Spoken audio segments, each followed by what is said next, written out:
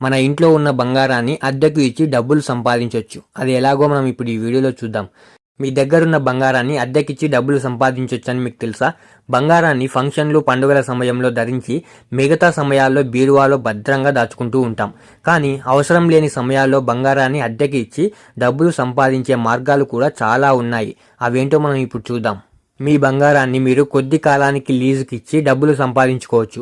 షాపుల యజమానులు, పెట్టుబడిదారులు, గోల్డ్ రిఫైనింగ్ సంస్థలకు మీరు ఇవ్వచ్చు. ఒకవేళ మీరు బంగార షాపుల యజమానులకు 6 నెలల కాలానికి లీజుకి ఇస్తే ఆ వ్యాపారి మీ బంగారాన్ని ఉపయోగించి కొత్త ఆభరణాలను తయారు చేసి విక్రయిస్తాడు. 6 నెలలు పూర్తయిన తర్వాత మీకు అదే మొత్తంలో బంగారంతో పాటు వడ్డీ కూడా చెల్లిస్తాడు. ఇక ఇది మాత్రమే కాకుండా వడ్డీతో పాటు మీకు బంగారం ధరలు పెరిగినప్పుడు మీకు మరింత లాభం జరుగుతుంది. ఇక ఎవరైతే పెట్టుబడిదారులు ఉంటారో ఆ సంస్థలకు మీరు లీజుకి ఇస్తే మీకు చివరిలో వడ్డీ చెల్లిస్తారు. మీరు ఇలా లీజుకు ఇచ్చి సంవత్సరానికి 1% నుంచి 7% వరకు ఆదాయాన్ని అయితే పొందే అవకాశం ఉంటుంది. ఇక బంగారాన్ని లీజుకి ఇవ్వడానికి ఇంకా కొన్ని యాప్స్ కూడా అందుబాటులో ఉన్నాయి.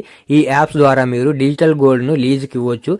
సేఫ్ గోల్డ్ లాంటి యాప్స్ చాలా వరకు అందుబాటులో ఉన్నాయి. ఈ యాప్స్ ద్వారా మీరు డిజిటల్ గోల్డ్ని జ్యువెలర్స్కి లీజు లేదా అద్దెకు కూడా ఇవ్వచ్చు. ఎంత కాలానికి లీజుకి ఇవ్వాలనుకుంటున్నారనేది మీరు నిర్ణయించుకోవచ్చు.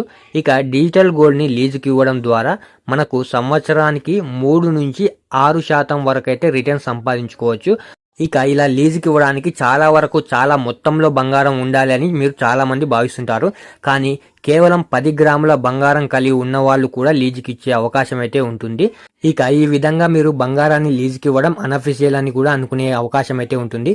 కానీ ఇది కంప్లీట్గా అఫీషియల్. ఇండియాలో వీటికి అధికారిక అనుమతులు అయితే ఉన్నాయి. ఇది రైట్స్తో కూడిన వ్యాపారం అన్నమాట. అంటే మీరు వీటిని బంగారాన్ని కంప్లీట్గా అయితే మీరు లీజుకి అయితే ఇచ్చే అవకాశం అయితే ఉంటుంది. దీనికి ప్రభుత్వ అనుమతులు కూడా ఉంటాయి.